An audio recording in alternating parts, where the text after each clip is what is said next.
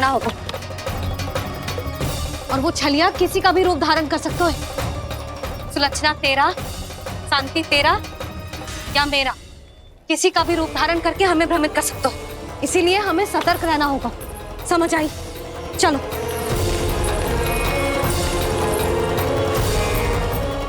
अभी भी समय है रामासुर, समझ जाओ। यदि मैया आ गई तो बात गड़बड़ हो जाएगी।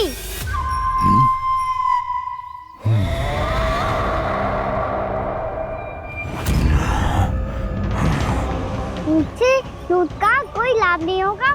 रामासुर, स्मरण करो तुम कौन हो। मायासुर का पुत्र हूँ मैं, अपने स्वामी महाराज कंस का सेवक हूँ और तुम्हारा हूँ मैं काल।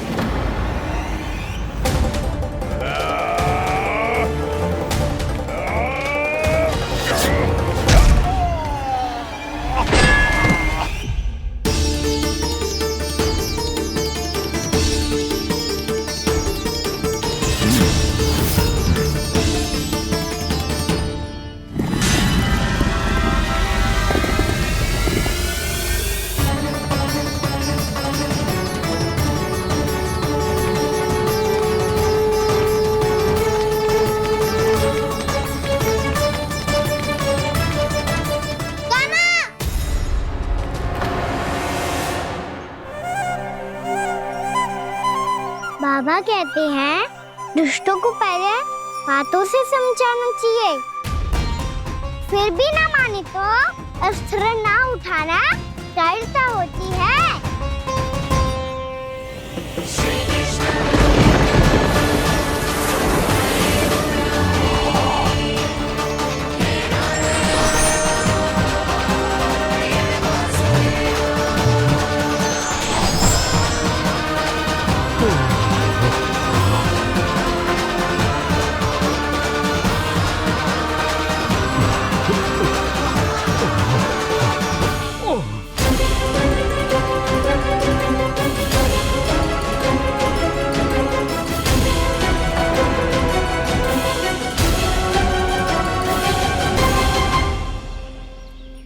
पता था मुझे अपने बाबा के स्वरूप को हानि नहीं पहुंचाओगे।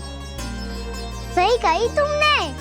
पिता की छवि ही पिता के समान भी आनंदीय होती है। रामासुर, रामासुर।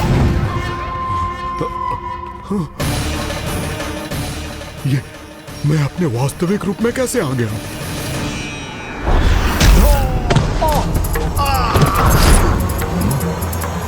मेरे बाबा का स्वरूप नहीं लेना चाहिए था तुम्हें। मैया ने सिखाया है भूल को क्षमा किया जा सकता है, पर जानबूझ के किए गए अपराध के लिए दंड ही एकमात्र विकल्प होता है। ये बार बार अपनी मैया का नाम ले रहा है। यदि मैं वो स्वरूप लूं तो अपनी मैया पर वार नहीं कर पाएगा ये।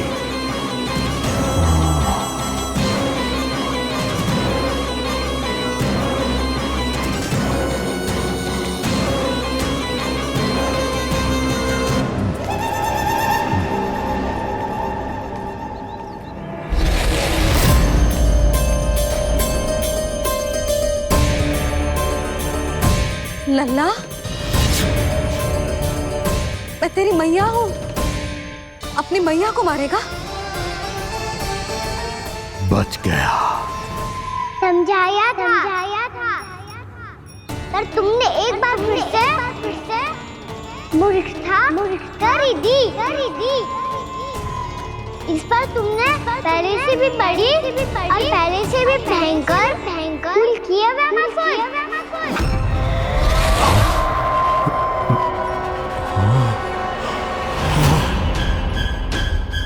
ये क्या हो रहा है मुझे? बार बार मेरा रूप क्यों बदल रहा है? ममता को समझे बिना अधिक समय तक मैया का स्वरूप हरण करके नहीं रख पाओगे रामासुर।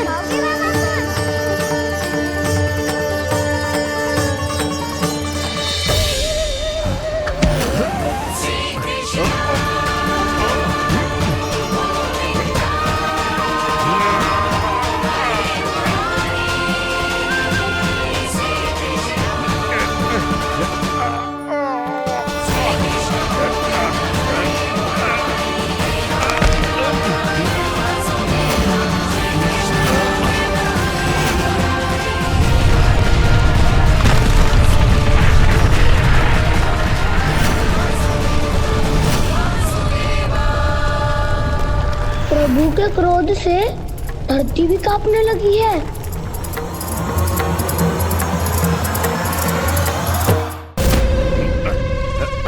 पुत्र को मारने के उद्देश्य से एक माँ का रूप लिया तुमने। ये ममता का और मेरी मैया का घोर अपमान है रावणासुर।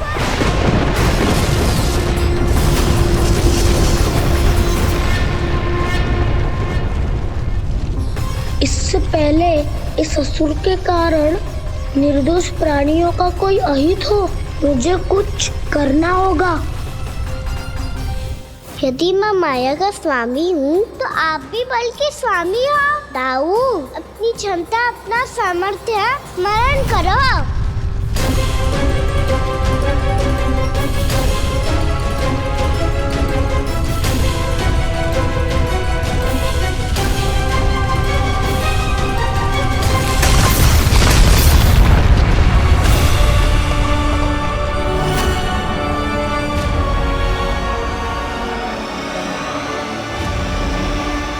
अद्भुत बलदाऊ, अद्भुत। अपने बल का उचित प्रयोग करके आपने प्राणियों को हानि होने से बचा लिया और यह भी सिद्ध कर दिया कि इस युग में आपसे अधिक बलवान और कोई नहीं होगा। आज से आप बलदेव के नाम से भी जाने जाएंगे। आज से आप बलदेव के नाम से भी जाने जाएंगे। आपके चरणों का ये चिन्ह युगों युगों तक आपके बल की कथा कहता रहेगा। बलराम का चरण चिन्ह।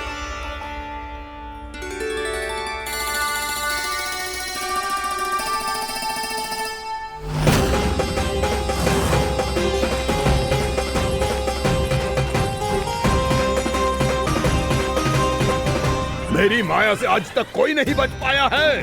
एक बार मुझे छोड़कर देखो, फिर पता चलेगा कि मैं हूँ कौन। पहले ये तो देख लो कि मैं कौन हूँ।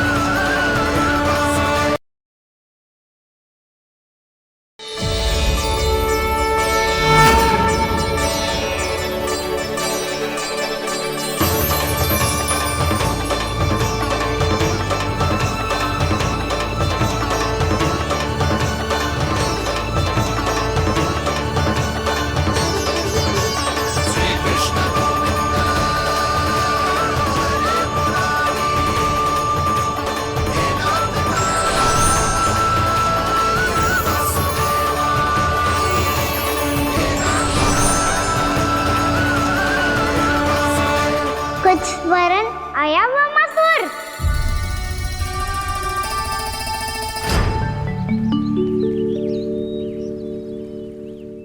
बहुत समय पहले की बात है। बहुत बड़े भूमाकर राज करते थे तुम। तुम्हें महान राजा भीमम के नाम से जाना जाता था। सब कुछ था तुम्हारे पास, पर शांति नहीं थी। इसीलिए शांति की खोज में अपना संपूर्ण राज अपने पुत्रों को सौंप कर मलय पर्वत की ओर चल दिए। अनेक वर्षों की तपस्या के बाद तुम्हारे तप की कीर्ति चारों ओर फैलने लगी और फिर सच्चे तपस्वी की धूप में तुम्हारी ख्याति से प्रभावित होकर महर्षि उलट तुमसे भेंट करने आए। राजा भीमरथ, आपने ईश्वर की प्राप्ति के लिए सब कुछ छोड़ दिया, पर अपना अभिमान नहीं छोड़ पाए। इसीलिए मेरे आगमन पर सम्मान के साथ खड़ा होना तो दूर, मेरा अभिवादन भी नहीं किया। अभिमान तपस्वी का गुण नहीं होता है राजन, अभिमान राक्षसी गुण है। इसलिए मैं आपको श्राप देता हूं कि आप अगले जन्म में एक राक्षस के रूप में जन्म लेंगे, एक राक्षस के रूप में जन्म लेंगे। मुझे क्षमा कर दीजिए महर्षि। मैंने जानबूझकर आपका अपमान नहीं किया है। मैं तो यहाँ पर शांति की खोज में आया था। अपने भीतर के संसार में गहरे सोच विचार में डूबा हुआ था मैं। मुझे क्षमा कर दीजिए महर्षि, मुझे क्षमा कर दीजिए। अपनी भूल का आभास प्रायश्चित की ओर पहला पग होता है। मैं अपना श्राप तो वापस नहीं ले सकता, परंतु आपको एक वचन अवश्य दे सकता हूं। जब भी प्रभु नारायण का अवतार होगा, आपको उचित समय पे वो वरदान देंगे जिसकी आप लंबे समय से प्रतीक्षा कर रहे हैं।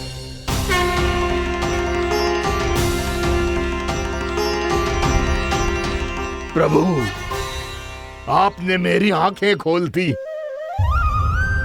अब मुझे पता चल गया है कि आप कौन हैं और मैं कौन हूं। इसलिए आप मुझ पर कृपा करके अपने चरणों में स्थान दे दीजिए। मुझे वो शांति प्रदान कीजिए जिसकी खोज में मैं वर्षों से भटक रहा हूँ।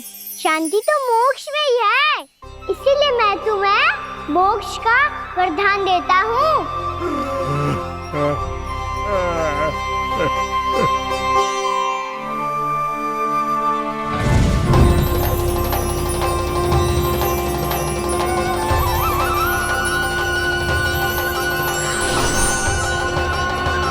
प्रभु की ये लीला सदैव स्मरण रखी जाएगी।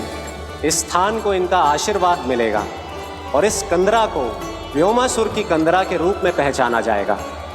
भविष्य में अनेक ऋषि मुनियों की शरण स्थली बनेगी ये कंदरा। दीदी, ये कोई साधारण बालक ना है। ऐसा चमत्कार कोई साधारण बालक थोड़ी ना कर सकते हो। तुम सत्य कह रहे थे बलराम, गाना सच्चे में भगवान ही है। तभी तो सब देवता इसे बसाने और इसकी ओर से युद्ध करने आते हैं। तुम सब ऐसे आंखें फाड़ के क्यों देख रहे हो मुझे?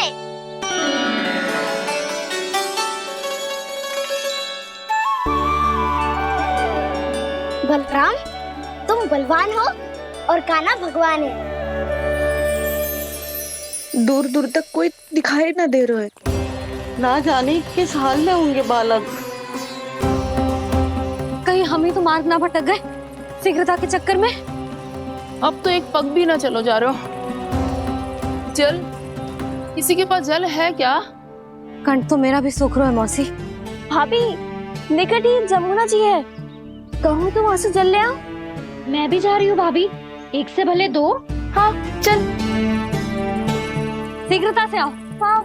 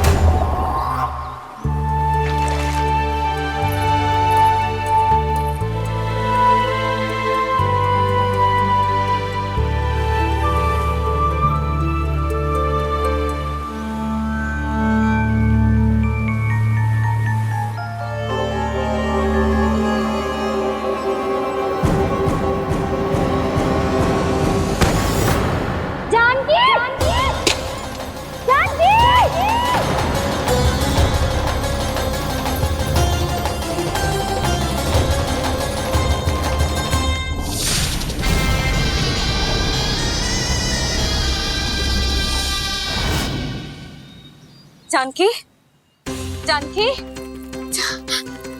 क्या होगा इसे? देखो ना जी, अब छलिया की सूचना मिलते ही हम सब बालकों को ढूंढने चली गई और ढूंढते ढूंढते सबको बहुत प्यास लगी आई जी। तो जानकी जमुना जी की नदी से जल लेने गई और उसने जमुना जी का पानी पिया और उसकी जेदशा हो गई। बालक कहाँ है? वो ठीक तो है ना? ऊपर से सब ठीक है, पर भीतर से बहुत भयभीत है सब। जानकी तो बिल्कुल नीली पड़ गया है। लग तो है विष फैल गया है इसको पूरे तन में। मथुरा के सर्वश्रेष्ठ विदेह जी को बुलाए गए हैं उसके उपचार के लिए।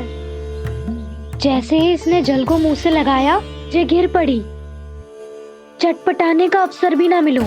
हाँ वैद्य जी, और निकटी मृत पशु भी पड़े हुए थे। हाँ, मैंने भी अस्थियां देखी थी। इसका तो यही अर्थ हो सकता है कि समस्या वहाँ के जल में ही हो। वैद्य जी, आप रोगी की नाड़ी पे ध्यान दो ना। जे गोपिया क्या कह रही है उसे सुनने की आवश्यकता ना है। जब तक विष के कारण का पता नहीं चल जाता, हम उपचार कैसे कर सकते हैं रानी जी? जी, वो निकट ही यमुना जी में एक विशेष क्षेत्र है। ये सब उसी के जल की बात कर रहे हैं। तब तो ऐसा भी हो सकता है कि किसी विषैले सर्प के काटने का प्रभाव हो।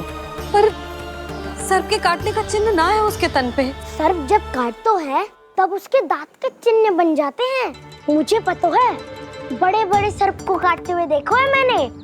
एक दिन अब बस कर उज्जवल, ये बड़ी बड़ी हाँकने का समय ना है।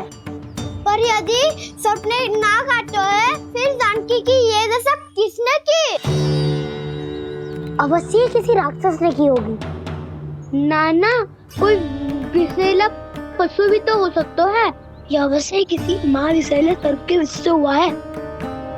सर्प ने भले ना काटा हो, लेकिन ये अवश्य ही किसी महाविषैले सर्प के विष के कारण हुआ है। कालिया नाग। कालिया नाग?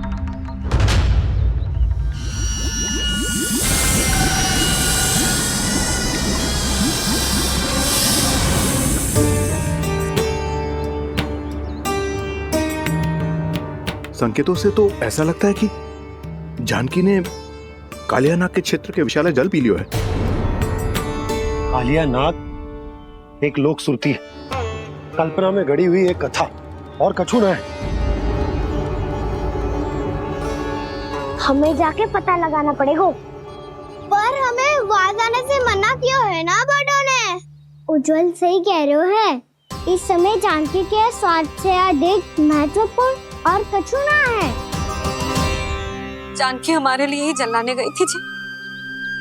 ना मैं उसे जाने देती ना जैसा वो तो। वैद्य जी, आप शीघ्र कछु करो, कैसे भी कछु भी करो, पर इसके प्राण बचा लो। यशोदा, धैर्य रखो, श्री नारायण पर विश्वास रखो, वो सब ठीक करते हैं।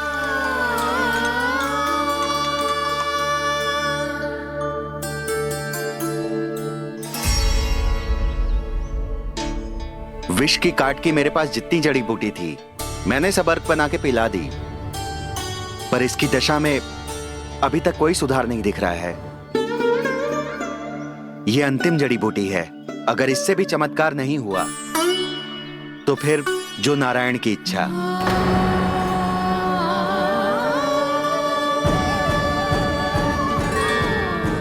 पर कोई तो उपाय होगा जानकी को बचाने का। कान्हा, यदि तुझे किसी औषधि के बारे में पता है, हमें बता दे, हम जाके ले आएंगे।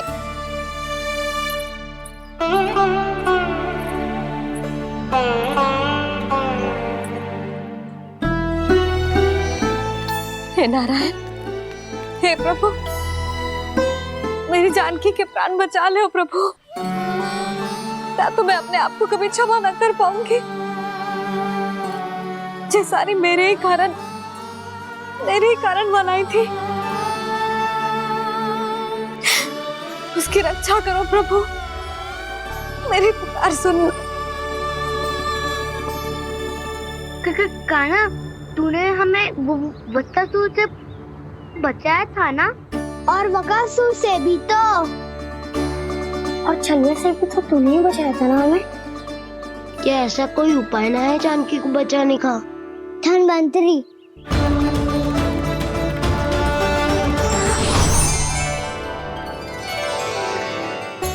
मैं आ गया हूं प्रभु, चिंता मत कीजिए, आपके आदेश का पालन अवश्य होगा। यशोदा मैया,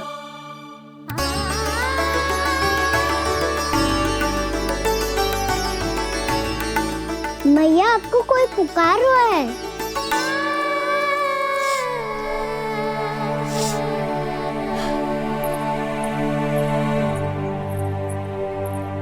चिंता मत करो मैया, अब धन्वंतरी जी आ गए हैं, वो सब संभाल लेंगे। धन्वंतरी जी कौन है? जिन्होंने संसार का आयुर्वेद दिया, आरोग्य के देवता, वे श्री नारायण के अवतार।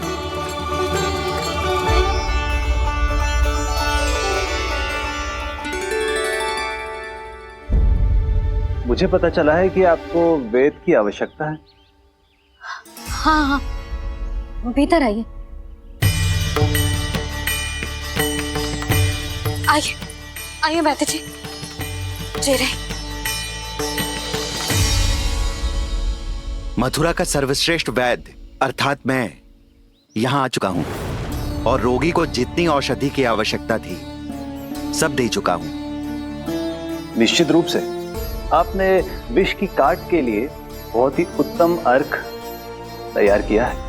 इसीलिए किसी और वैद्य की आवश्यकता नहीं है। किंतु आप अकेले कितना कुछ करेंगे वैद्यराज? मुझे अपना सहायक ही बना लीजिए। पर जो करना था मैं पहले ही कर चुका हूँ।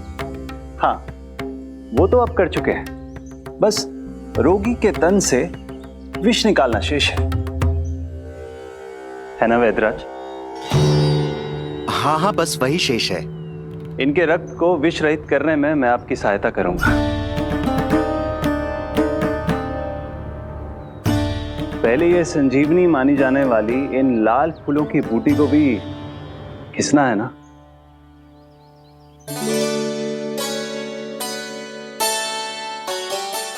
हाँ हाँ, तुम सही कह रहे हो। इसे अच्छे से घिसो।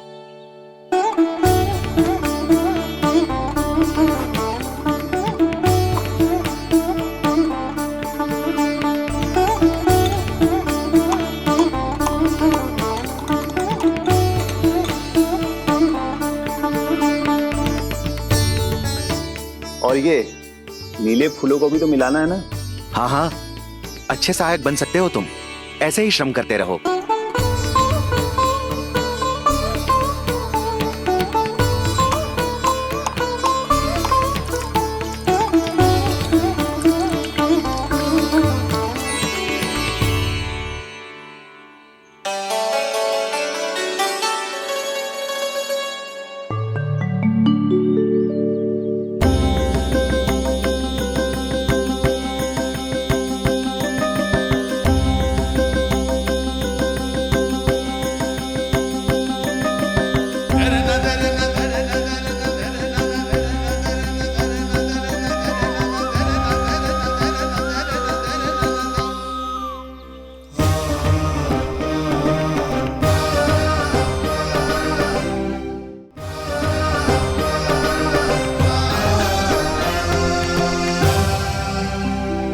जानकी स्वस्थ हो जाएगी ना धन्वंतरी जी?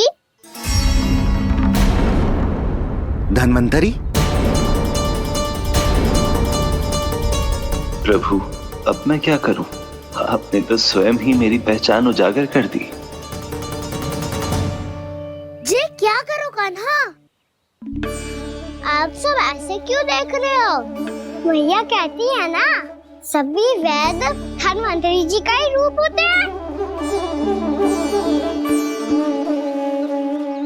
वाह कृष्णा, चतुर तो हो तुम। वैसे वास्तविक धन्वंतरी मैं हूँ। मेरा अर्थ है वास्तविक वैद्य मैं हूँ। ये तो मेरा सहायक है। मुझे पूरा विश्वास है बिल्कुल ठीक हो जाएगी। वैसे ही थोड़े ना मुझे मथुरा का सर्वश्रेष्ठ वैद्य कहते हैं लोग।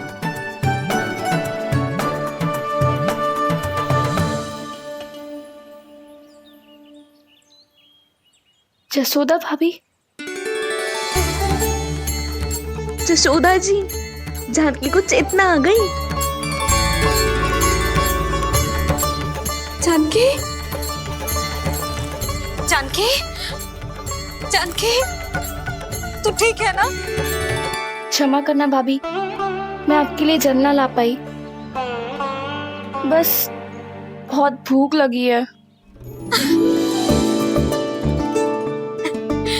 मैं अभी कछु लाती हूँ। जानकी माखन खाओगी?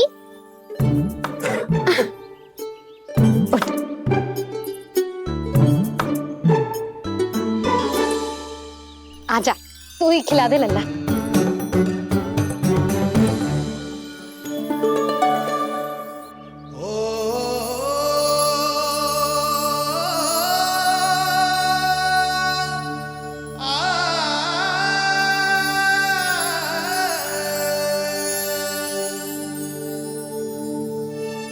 तुम सब मेरे लल्ला को माखन चोर कहती हो ना, आज देखो अपना ही माखन जानकी को खिला रहे है।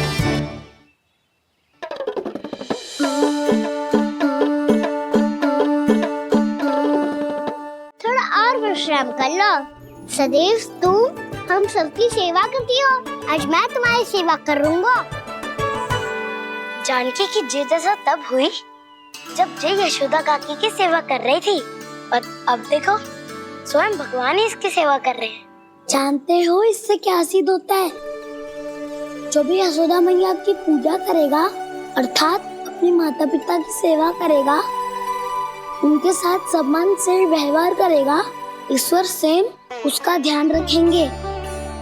कभी धन्वंतरी के रूप में तो कभी स्वयं कान्हा के रूप में।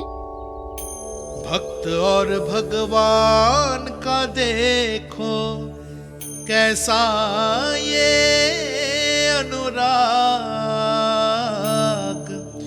स्वयं करे सेवा प्रभु, अद्भुत गोपी का भाग्य। प्रभु इन सब पृथ्वीवासियों से कितना घुल मिल गए हैं। ना तो ये प्रभु को भगवान मानते हैं और ना ही प्रभु अपने आप को इनसे सर्वश्रेष्ठ समझते हैं। अपने आचरण से ये सिद्ध कर रहे हैं कि ये सभी में हैं और सभी इनका ही अंश है।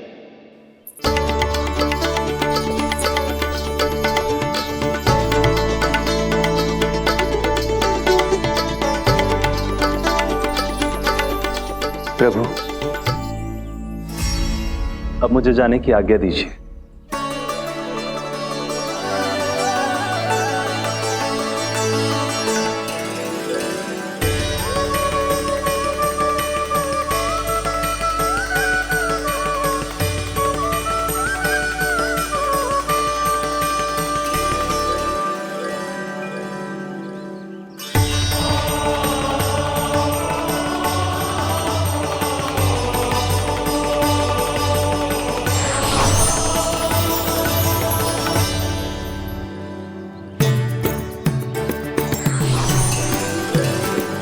कान्हा ने तो सच्ची में धन्वंतरी जी को बुला लिया था।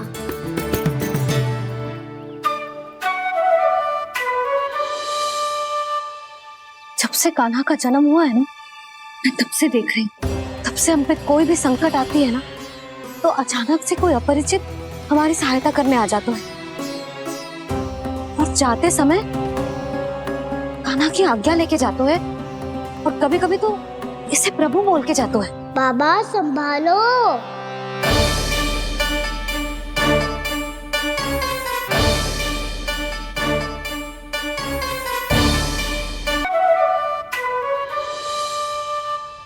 जब से कान्हा का जन्म हुआ है ना, मैं तब से देख रही हूँ, तब से हम पे कोई भी संकट आती है ना, तो अचानक से कोई अपरिचित हमारी सहायता करने आ जाते हैं, और जाते समय कान्हा की आज्ञा लेके जाते हैं, और कभी कभी तो इसे प्रभु बोल के जाते हैं। बाबा संभालो। यशोदा, इस जानकी को चढ़ो है और विचित्र विचार तुम्हारे मन में है। अरे सब जानते हैं कि हमारा परिवार राजसी, तुम्हें पता ना चलता होगा, पर हमारे कान्हा को सब राजकुमार ही समझते हैं देखकर। इसीलिए उसे सम्मान देने के लिए सब ऐसा ही करते हैं, और कोई बात ना है।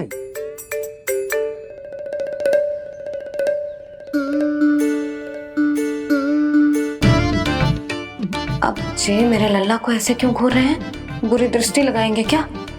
वैद्यराज जी, आपके सहायक तो गए, अब आप यहाँ क्यों? वो क्या है ना, मैं अपने रोगी का निरीक्षण करके पूरी तरह से संतुष्ट होकर ही जाता हूँ।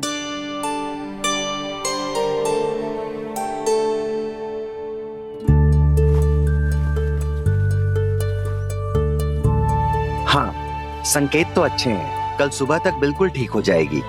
धन्यवाद वैद्य जी।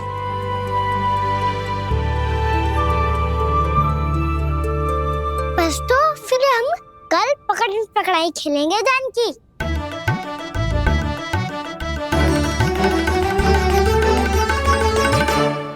भानु, बंसी, जाकर उस क्षेत्र के चारों ओर बाड़ बनवा दो और वहां सूचना पट्टी भी लगा देना, ताकि जानकी के साथ जो हुआ है वो किसी और के साथ ना हो।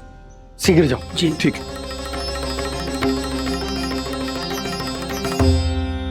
बाड़ और सूचना पट लगवाने से समस्या का समाधान नहीं होगा बाबा। निर्दोष पशु सूचना पट देखकर भी कुछ समझ नहीं पाएंगे।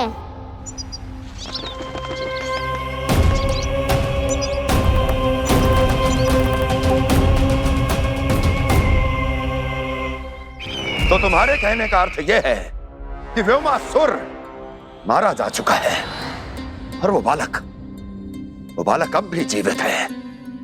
हाँ महाराज, मैंने गोप बालकों को कहते सुना था कि कृष्ण ने छलिया को मोक्ष दे दिया है, पर वृंदावन सुरक्षित नहीं है महाराज। वो एक बहुत बड़ी समस्या से जूझ रहे हैं।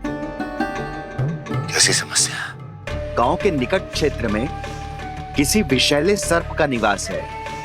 उसके विष का प्रभाव इतना भयानक है महाराज, जैसे विष ना हो, स्वयं हलाहल हो। मेरी कोई भी औषधि रोगी का उपचार नहीं कर पा रही थी। निकट के क्षेत्र में कहां है वो सर्प? गोप मानते हैं कि वो सर्प गांव के निकट यमुना नदी के जल में रहता है। मुझे तो लगता है महाराज, ये कालिया नाग की कथा कोई किंवदंती या लोक श्रुति नहीं, एक सच्चाई है, एक विषैली सच्चाई।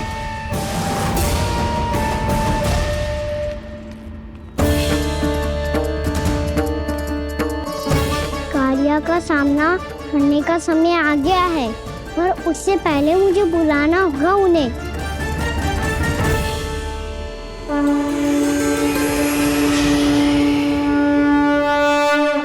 संसार के दारुण भय का नाश करने वाले, सभी कष्टों का हरण करने वाले, विश्व का समस्त ऐश्वर्य प्रदान करने वाले, कमल जैसे लोचन, मुख और चरणों वाले आजानुभुज श्री राम को मैं बार बार नमस्कार करता हूँ। आपदामपहर्तारं दातारं सर्व संपदाम लोकाभिरामं श्री रामम भूयो भूयो नमाम्यहम्।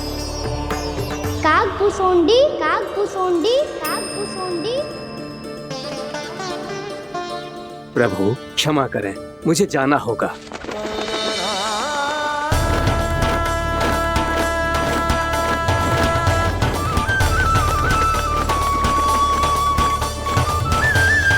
प्रणाम प्रभु। अनेक बार मैं आपके दर्शनों के लिए आया प्रभु। कभी नंद भवन के झरोखों से आपके दर्शन करके चला जाता था, तो कभी दूर किसी वृक्ष की आड़ से आपको निहार लिया करता था। आज आपने स्वयं मुझे बुलाकर धन्य कर दिया प्रभु।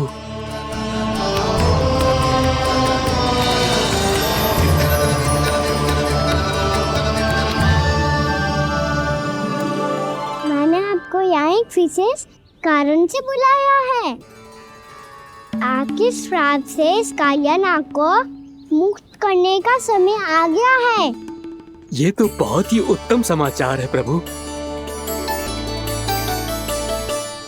इतने वर्ष बीत गए, मुझे आज भी स्मरण है वो दिन जब मैंने उन्हें श्राप दिया था। अपने क्रोध पर नियंत्रण खोकर बहुत बड़ी भूल कर दी थी मैंने प्रभु। बीती हुई घटनाओं पर दुखी होके कोई लाभ नहीं है। हमें भविष्य की ओर देखना होगा।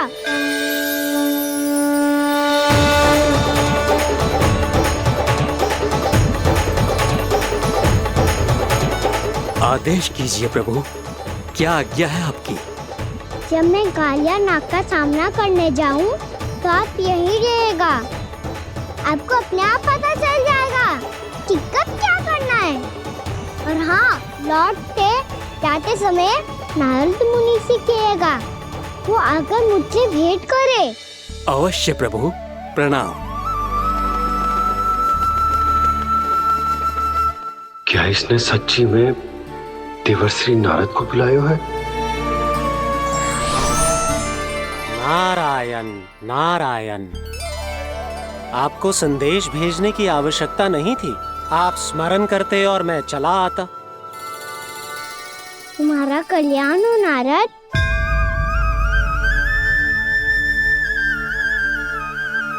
मैंने तुम्हें एक विशेष कार्य के लिए बुलाया है। आज्ञा दीजिए प्रभु। तुम्हें एक बार फिर कंस से भेंट करनी होगी। विचार कीजिए महाराज, क्या आप बिना किसी शंका के कह सकते हैं कि कौन सी पंखुड़ी पहली है और कौन सी 8वीं? उस दुष्ट से भेंट करना स्वयं कीचड़ में उतरने के समान है प्रभु। कमल पुष्प प्राप्त करना हो तो कीचड़ में उतरना पड़ता है नारद। आपका आदेश तो मैं स्वप्न में भी नहीं टाल सकता प्रभु। कंस कालियानाग के बारे में जान गया है, पर वो उसका सामना करने का साहस नहीं कर पाएगा। मैं आतुर हूँ प्राप्ति, मूर्ख नहीं। मेरी बुद्धि फिर नहीं गई है। मैं स्वयं उस कालिया जैसे महाविषैले सर्प के सामने खड़ा हो जाऊं और अपने ही काल को आमंत्रित कर लूं। तो फिर अपने लाभ के लिए उसका प्रयोग करने का कोई और उपाय सोचिए स्वामी। कुछ ऐसा कीजिए कि यमुना नदी का पूरा जल विषैला हो जाए और वृंदावन वासी उसका उपयोग करे, और आपका काल कहलाने वाला वो बालक स्वयं काल के गाल में चला जाए। उत्तम उत्तम सुझाव है प्राप्ति। अब मुझे उस कालिया तक पहुंचने का मार्ग ढूंढना होगा। उसको विवश करने का कोई उपाय ढूंढना होगा, क्योंकि व्यक्तिगत रूप से उससे भेंट करना असंभव है। असंभव। आप सही कह रहे हैं प्रभु। कंस में उतना सामर्थ्य नहीं कि वो कालिया नाग का सामना स्वयं कर सके। वैसे तो कालिया गरुड़ देव का भी सम्मान नहीं करता, तो फिर वो कंस का सम्मान क्यों करेगा भला? नहीं करेगा, पर कंस तुम्हारा सम्मान अवश्य करेगा नारद। तुम्हारी बातें भी सुनेगा और मानेगा भी। ये मेरी योजना का बहुत ही महत्वपूर्ण भाग है। तुम कंस के पास जाओ और कहो कि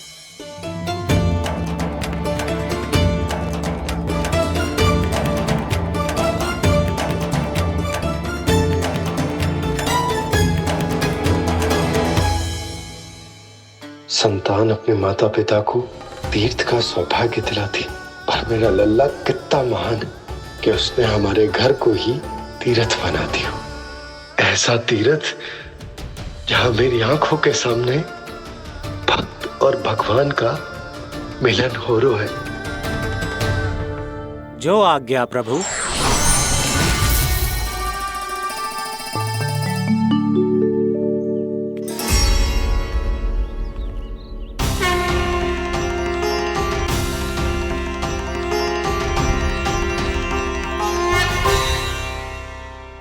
बाबा।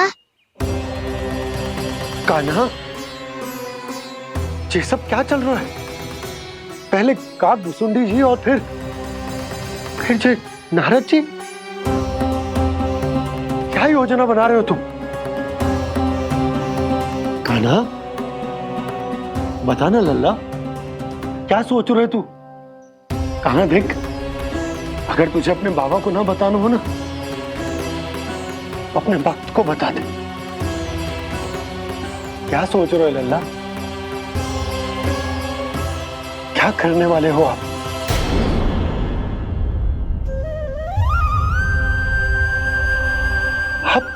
आप इतने दुखी क्यों हो? कान्हा, कान्हा, क्या होगा? क्योंकि मुझे आभास हो गया है बाबा, समय आने वाला है। कौन सा समय आने वाला है लल्ला? शीघ्र सब कुछ बदलने वाला है। भैया को मेरा सत्य पता चल जाएगा बाबा।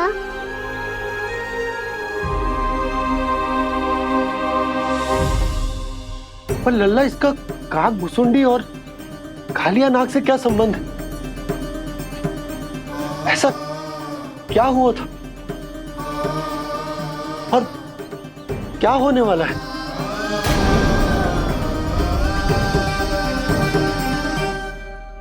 जो होने वाला है बाबा, उसका संबंध उससे है जो सैकड़ों वर्ष पहले हुआ था।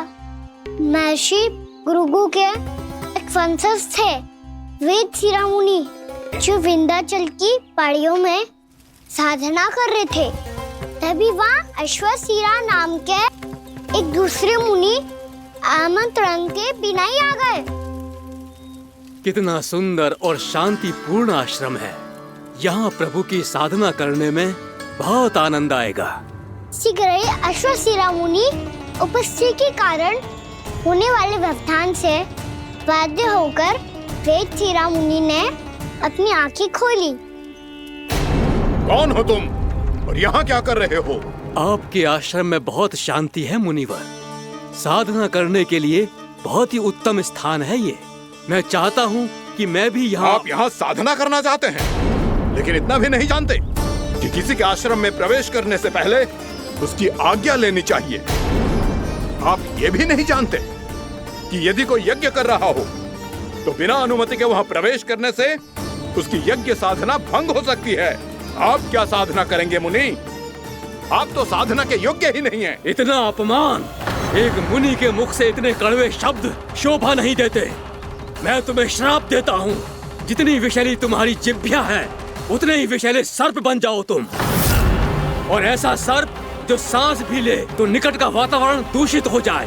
तुम्हारे इस दुस्साहस के लिए मैं तुम्हें श्राप देता हूँ कि तुम अभी इसी क्षण कौवा बन जाओ, और ऐसा कौवा जो कांव कांव करके अनर्गल प्रलाप करता रहे।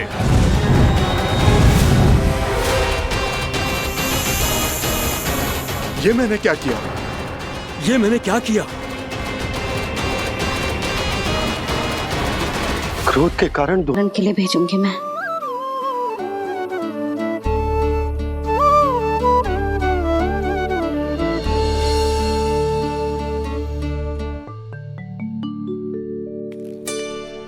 मैं तो कहता हूँ इससे उत्तम मूल्य यहाँ तो क्या पूरे मथुरा में नहीं मिलेगा।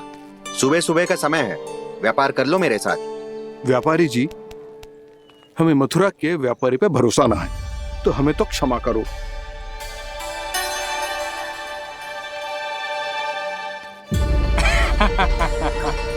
बड़ा आयो हमसे व्यापार करने वाला हैं?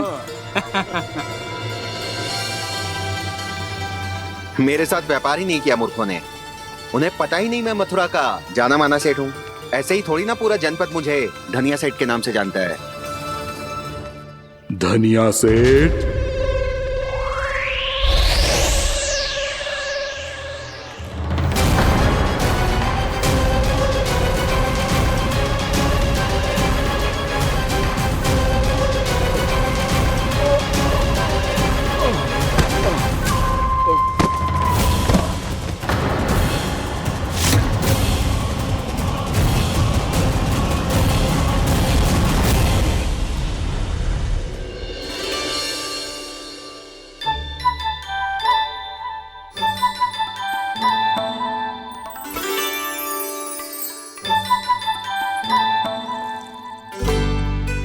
तुझे कछु चाहिए?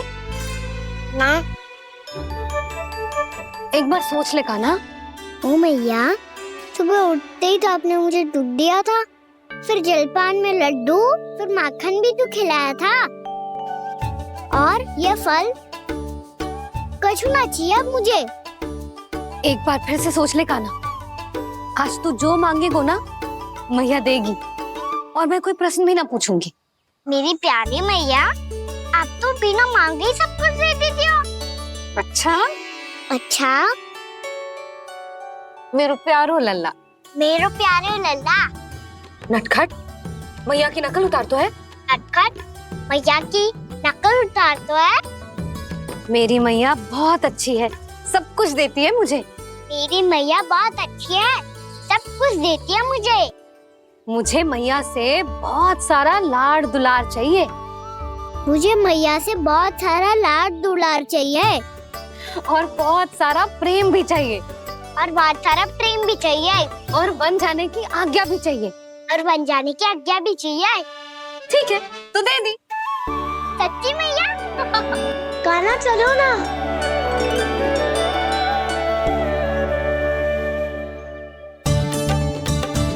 चल, रुक रुक रुक रुक, अभी आई।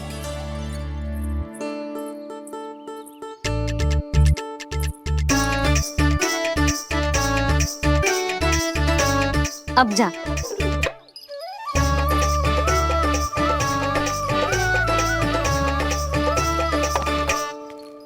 आज तो जाना ही पड़ेगा।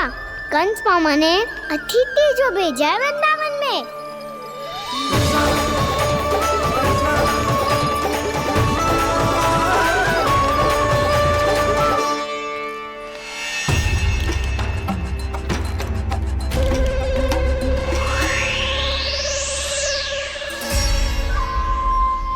अरे व्यापारी जी, फिर आ गए तुम? हैं? हमने तुमसे कहा हमें तुम्हारे साथ व्यापार ना करनो है, तो फिर ना करनो है। बार बार आप स्वयं भी तंग हो रहे हो और हमें भी तंग कर रहे हो। आपको चाहिए क्या बताओगे? नंद भवन। हाँ? हाँ? नंद भवन? बस इतना ही जानना चाहता हूँ कि नंद भवन कहाँ है। सोचा इस गांव में आया हूँ तो नंदराज से मिल लूं। अच्छा अच्छा, तो तुम फिर सीधे जाओ और सीधे जाके उल्टे मुड़ जाना और फिर आगे से दाहिने दिशा में मुड़ जाना। जहां मार्ग समाप्त होगो वहीं सामने मिल जाएगा तुम्हें नंद भवन। अच्छा अच्छा, धन्यवाद। सुनो, पर इस समय नंद जी घर पे ना है। मुझे तो उनके प्यारे पुत्र से मिलना है।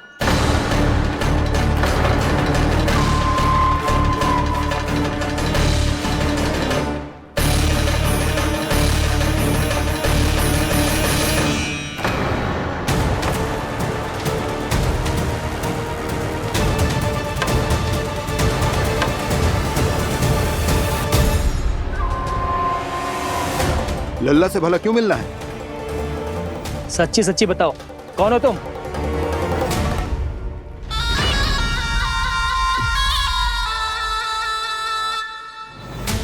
सच बताऊं? हाँ बताओ। हम वृंदावन वाले हैं। ना तो असत्य बोलना प्रिय है, ना सुनना।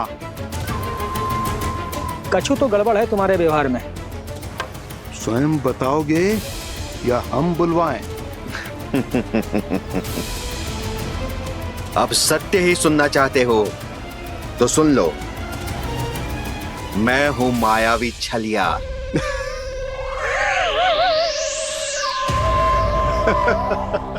छलिया और तुम? कनिक अपना मुख तो देखो, छलिया ऐसा दिखतो है का? तो कैसो दिखतो है? जैसो भी दिखतो है, लेकिन ऐसो ना दिखतो। भानु, मैंने एक बात सुनो है कि चलते बीच मार्ग में अगर कोई छलिया मिल जाए तो उसे पीछे पलट के ना देखना चाहिए। ना तो छलिया के जाल में फंसने में क्षण भर भी समय ना लगता है। सही सुना। अब पीछे से तुम दोनों का नाम पुकारूं तो मुड़ना मत।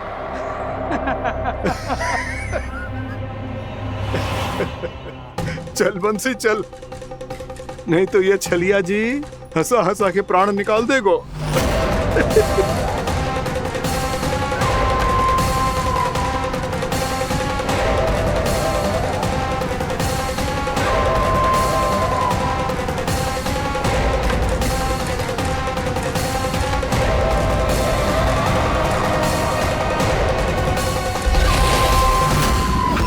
भानु, बंसी।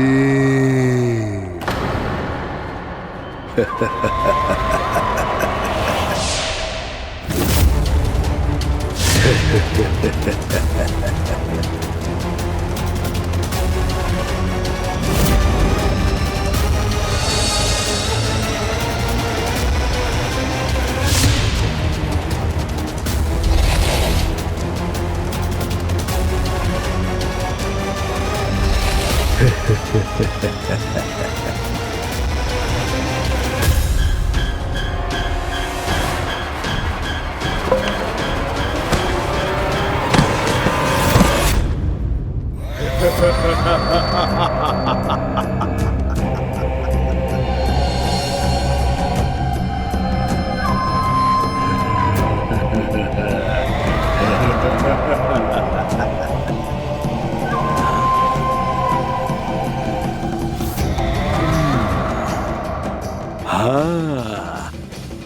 रूप स्वरूप में तो ये थोड़ा ठीक ठाक है।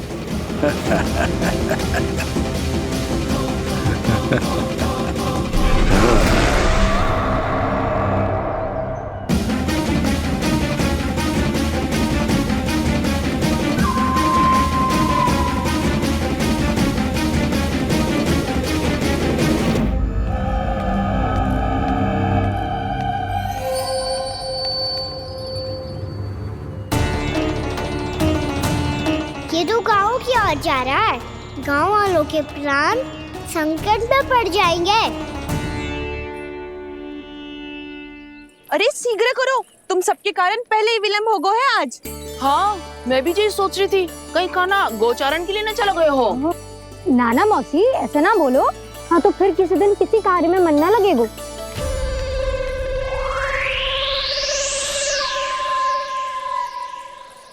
आप सब तो बातों में ही समय निकालो। मैं तो चली कान्हा को निहारूंगी, तभी शांति मिलेगी हृदय को। अरे ठहरो, हम सब भी चल रहे। गो गई। इस गोपी का रूप धारण करके मैं भी निहारता हूँ इसके कान्हा को। कान्हा कहाँ गया?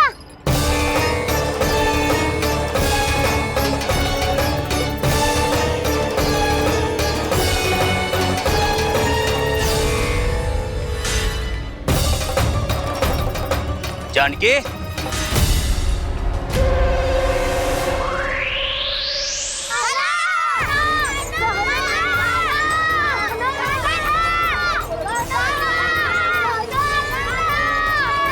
वो देखो कान्हा, पहाड़ी के ऊपर।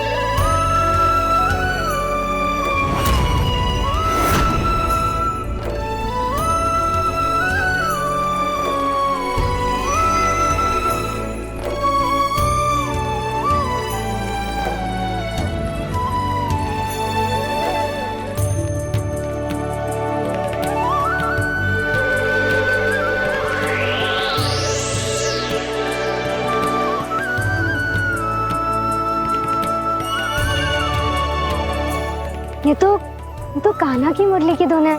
विलम्ब हो गयो है, वो तो वन में पहुंच भी गयो। बस करो मौसी, सुनने दो ना, कितनी मीठी धुन बजा रहे हो कान्हा। ये तो स्वयं ही मुझे बुला रहा है, अपना पता बता रहा है। अब तो इसके आखेट में और भी अधिक आनंद आएगा। अवश्य ही एक पाव पे तन के पूरे आत्मविश्वास के साथ त्रिभंग मुद्रा में मुरली बजा रहे होगो कान्हा।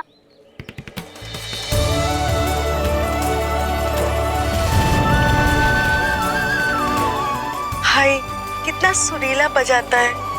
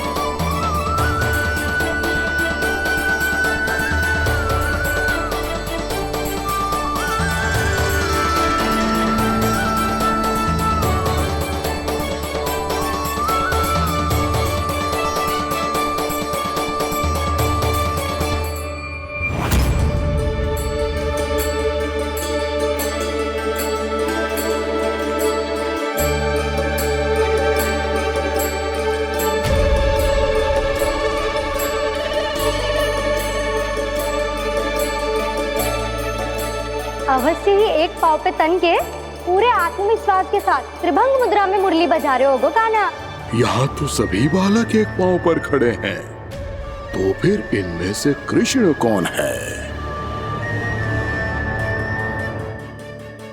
अद्भुत प्रभु, जो छलिया सारे संसार को अपने छलावे में फंसाता है, आज आपने उसे ही फंसा दिया।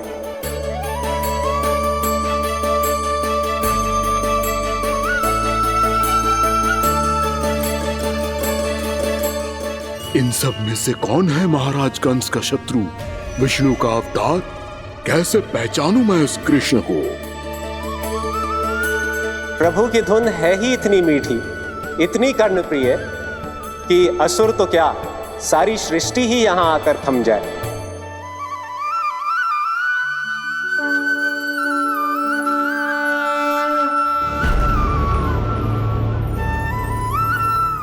कहीं ये तो नहीं है वो मेरा शिकार, विष्णु अवतार?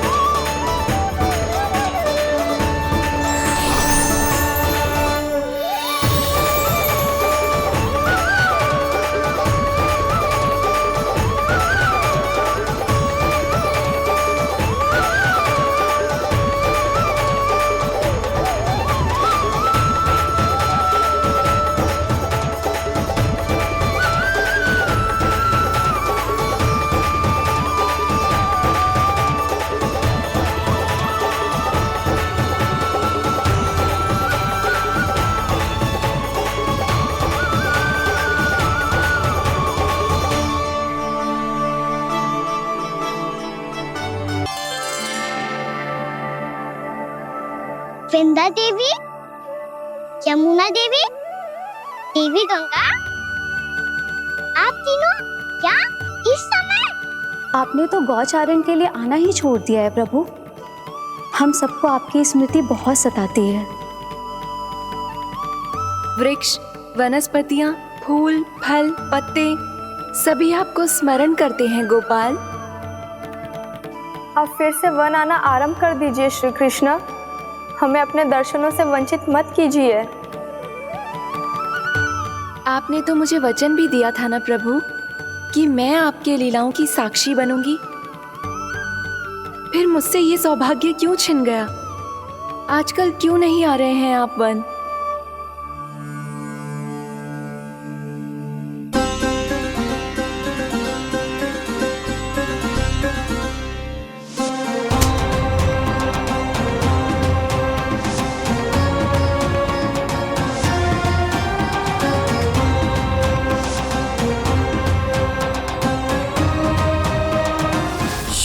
भैया उठ जाएंगी। वैसे भी उन्हें आज अच्छी नींद नहीं आ रही है। पर एक बार तो कह दीजिए प्रभु, आप फिर से आना आरंभ कर देंगे। अपनी लीलाओं के लिए, अपने दर्शनों के लिए हमसे अनंत प्रतीक्षा नहीं करवाएंगे आप? मैं अवश्य आऊंगा। कृपया अभी आप सब जाइए, मैया जागने वाली है।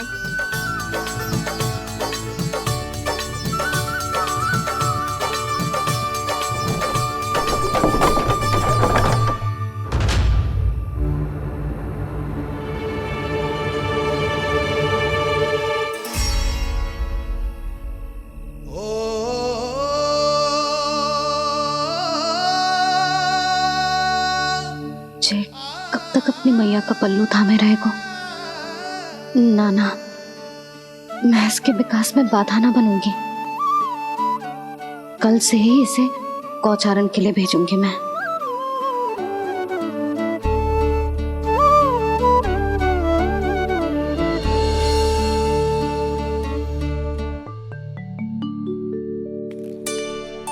मैं तो कहता हूँ इससे उत्तम मूल्य यहाँ तो क्या पूरे मथुरा में नहीं मिलेगा। सुबह सुबह का समय है, व्यापार कर लो मेरे साथ।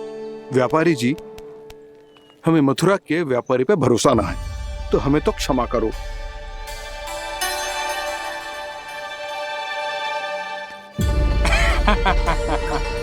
बड़ा आयो हमसे व्यापार करने वाला हैं? मेरे साथ व्यापार ही नहीं किया मूर्खों ने। उन्हें पता ही नहीं मैं मथुरा का जाना माना सेठ हूँ। ऐसे ही थोड़ी ना पूरा जनपद मुझे धनिया सेठ के नाम से जानता है। धनिया सेठ?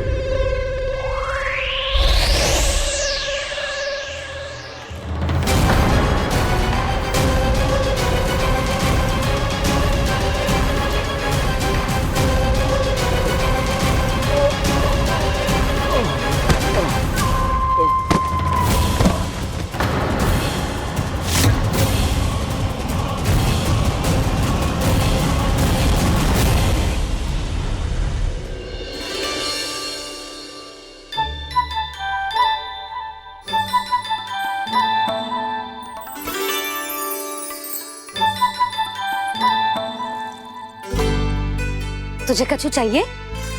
ना। एक बार सोच ले कान्हा।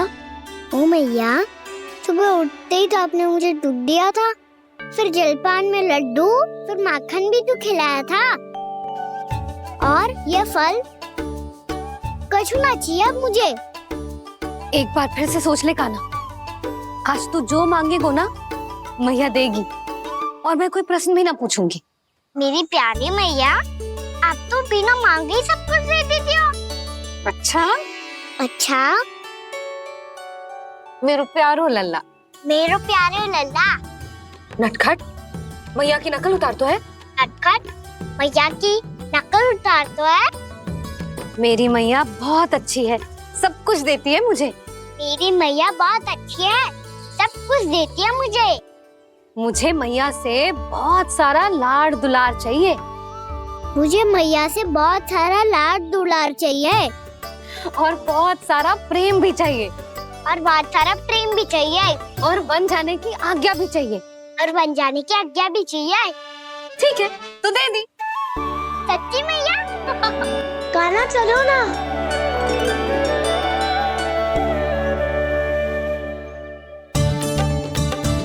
चल, रुक रुक रुक रुक, अभी आई।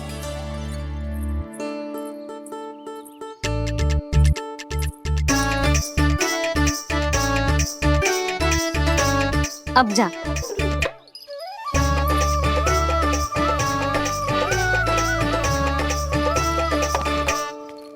आज तो जाना ही पड़ेगा।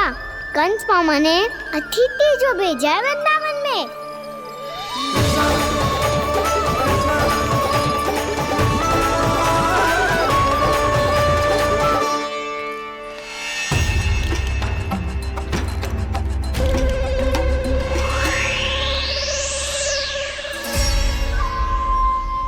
अरे व्यापारी जी, फिर आ गए तुम? हैं? हमने तुमसे कहा हमें तुम्हारे साथ व्यापार ना करनो है, तो फिर ना करनो है। बार बार आप स्वयं भी तंग हो रहे हो और हमें भी तंग कर रहे हो। आपको चाहिए क्या बताओगे? नंद भवन। हाँ? हाँ? नंद भवन? बस इतना ही जानना चाहता हूँ कि नंद भवन कहाँ है। सोचा इस गांव में आया हूँ तो नंदराज से मिल लूं। अच्छा अच्छा, तो तुम फिर सीधे जाओ और सीधे जाके उल्टे मुड़ जाना और फिर आगे से दाहिने दिशा में मुड़ जाना। जहां मार्ग समाप्त होगो वहीं सामने मिल जाएगा तुम्हें नंद भवन। अच्छा अच्छा, धन्यवाद। सुनो, पर इस समय नंद जी घर पे ना है। मुझे तो उनके प्यारे पुत्र से मिलना है।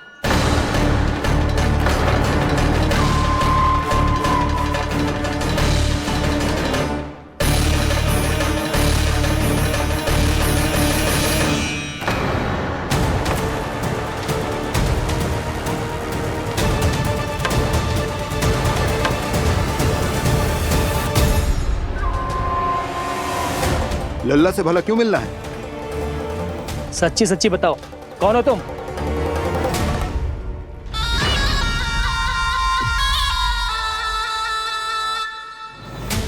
सच बताऊं? हाँ बताओ। हम वृंदावन वाले हैं। ना तो असत्य बोलना प्रिय है, ना सुनना। कछु तो गड़बड़ है तुम्हारे व्यवहार में। स्वयं बताओगे या हम बुलवाएं? अब सत्य ही सुनना चाहते हो तो सुन लो। मैं हूं मायावी छलिया।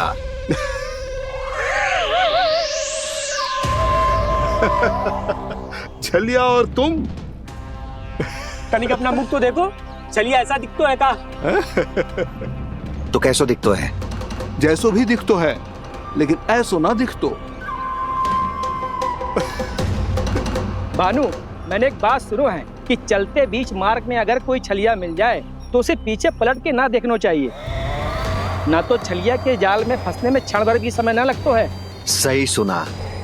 अब पीछे से तुम दोनों का नाम पुकारूं तो मुड़ना मत।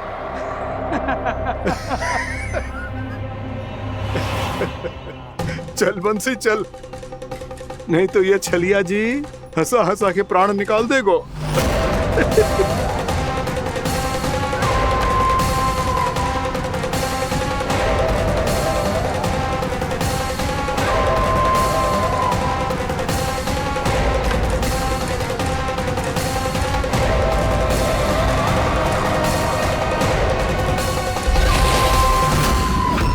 भानु,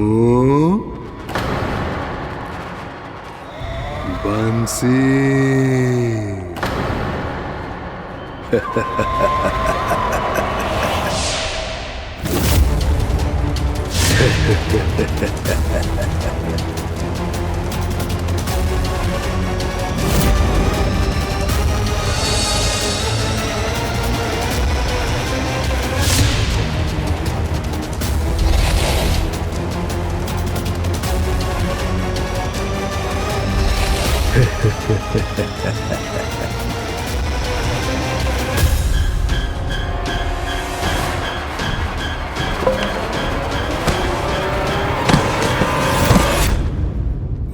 हाँ,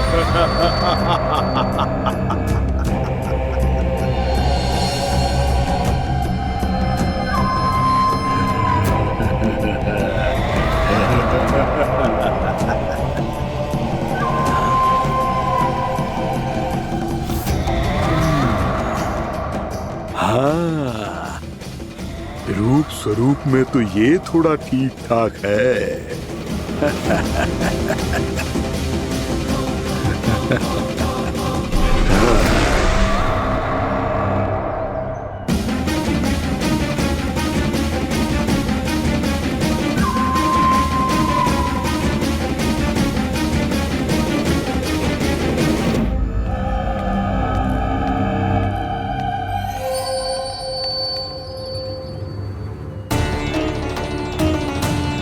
ये तो गाँव की ओर जा रहा है।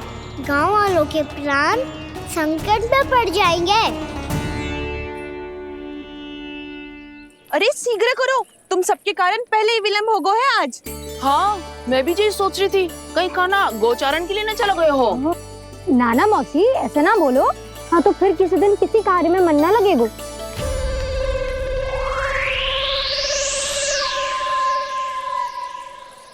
आप सब तो बातों में ही समय निकालो।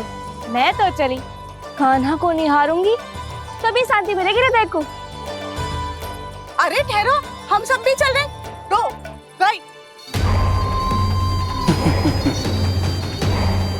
इस गोपी का रूप धारण करके मैं भी निहारता हूँ इसके कान्हा को। कान्हा कहाँ गया?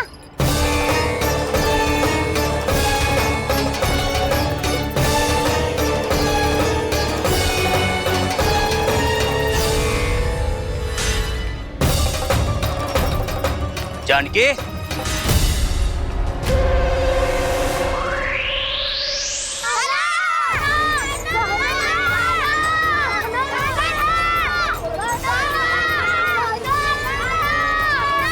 वो देखो कान्हा, पहाड़ी के ऊपर।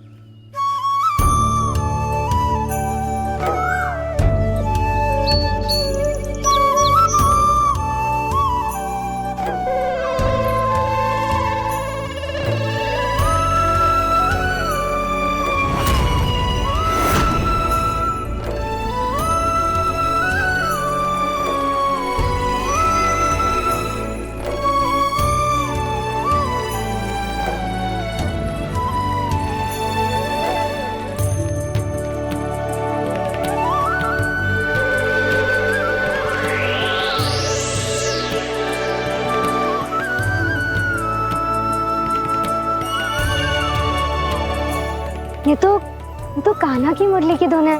विलम्ब हो गया है, वो तो वन में पहुंच भी गयो। बस करो मौसी, सुनने दो ना, कितनी मीठी धुन बजा रहे हो कान्हा। ये तो स्वयं ही मुझे बुला रहा है, अपना पता बता रहा है। अब तो इसके आखेट में और भी अधिक आनंद आएगा।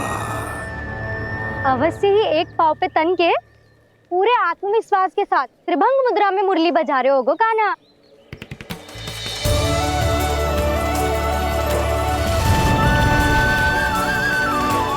हाय, कितना सुरीला बजाता है।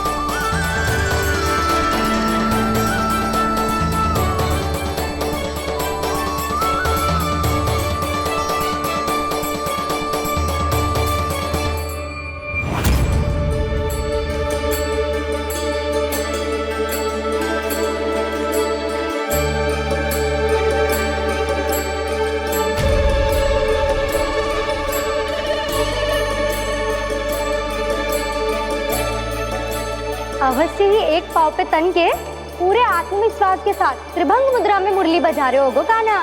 यहाँ तो सभी बालक एक पांव पर खड़े हैं, तो फिर इनमें से कृष्ण कौन है?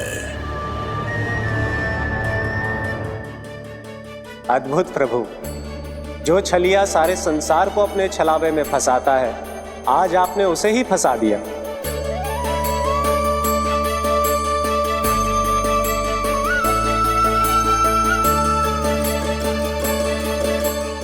इन सब में से कौन है महाराज कंस का शत्रु, विष्णु का अवतार? कैसे पहचानूं मैं उस कृष्ण को?